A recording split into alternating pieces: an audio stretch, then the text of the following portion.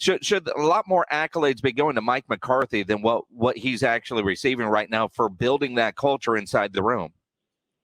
You know, it's so funny.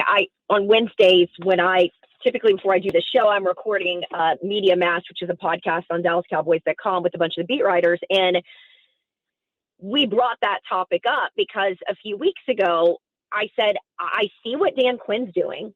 It's an immediate impact. We see what Kellen Moore's doing. And these players unprompted speak so descriptively of what these guys are bringing to those sides of the ball and their added value. And we haven't really heard that about Mike McCarthy. And maybe it's because we haven't asked him specifically. And so today I did. I said, what am I missing about Mike McCarthy? And even Jerry Jones was asked it this week. And, you know, he is a walkabout coach. He is a game manager, which is something that we gave Jason Garrett a lot of grief for. But it's the attention to details. And more specifically, Ezekiel Elliott brought up today when I asked this question, Mike McCarthy is big on self-scouting. And so I said, well, tell me more about that.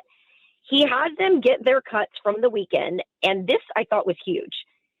Randy Gregory says, you know, we always self-scout. You know, those of us that want to be great, we self-scout. But the biggest knock on the offense for the longest time was opposing defenses would say, we know exactly what you're going to do. With Jason Garrett was, you know, jet sweep or whatever. But players have tendencies, right? That's what you study. And it was funny. We asked Ezekiel Elliott at one point about a player for one of the linebackers for the Patriots. And he was like, what number is he again? And they're like 9. He's like, I only focus on the numbers. They're focusing on the numbers each week, but they're focusing on the tendencies of opposing players and matchups. And for Zeke, he's like, I don't want to give too much away, but you know, if it was a running play, I would like maybe grab my towel. And opposing defenses would know that, right? So they're scheming up for it.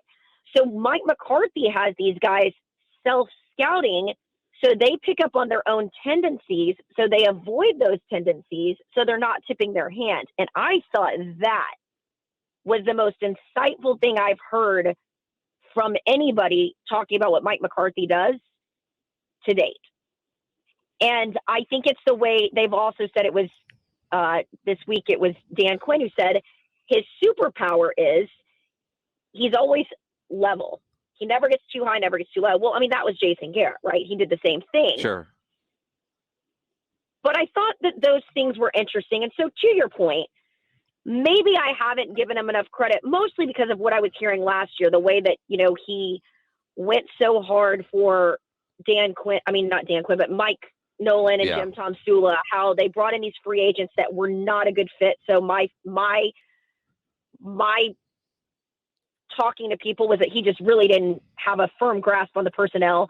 I think he struggled like a lot of us did with the limitations that Zoom. I mean, I never even knew what Zoom was. That's not our business, right? Like a lot of us are so used, like I couldn't even do a PowerPoint or Excel spreadsheet if someone asked me to. It's not what I do.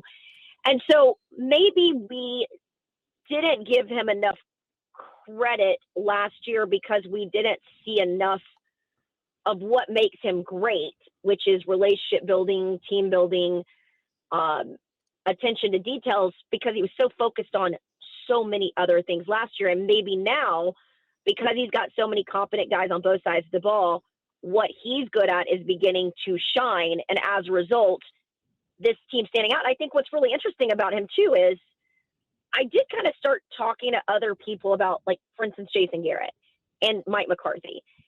And it sounds like Jason Garrett was a great leader so long as people told him what he wanted to hear. If he asked your opinion on something, he didn't necessarily want your opinion. He wanted your validation of it and your going along with it.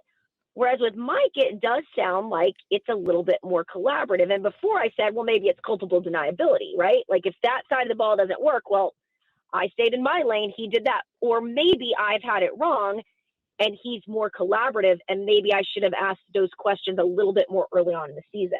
I'm willing to admit that. It's interesting. It was with Jane Slater at the NFL Network, the attention to details and looking for tells. Quick story, but when Dat Wynn was working with us here, and we were out in Oxnard, we were sitting there watching practice at the goal line, And that, and granted, we know what a great linebacker he was, but that was telling us every play before it happened. And I was like, how do you know this? And he said, watch the guard. And if it was a run play, the guard would have his hand down, but always look to the area he was about to block. If it was a pass play and he would rest his elbow, whichever elbow it was, whichever way they were going to roll out. And we watched about 10 plays, and that had them all right. And he's like, Bill Parcells taught us that. Pay attention to detail, never do the same thing. And you self-scouted. And so I started paying attention to that with that way back then. And obviously that wasn't a focus recently, but it certainly is now, especially if Zeke is talking about it.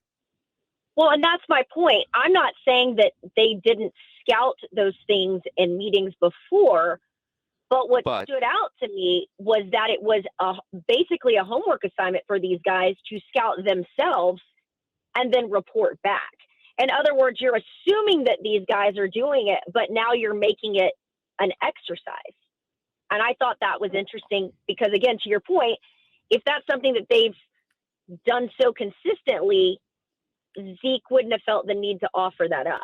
Because I specifically said, what exercises are you doing in the running back room or individually that have really stood out for you with this coaching staff going back to last year? And he offered that up.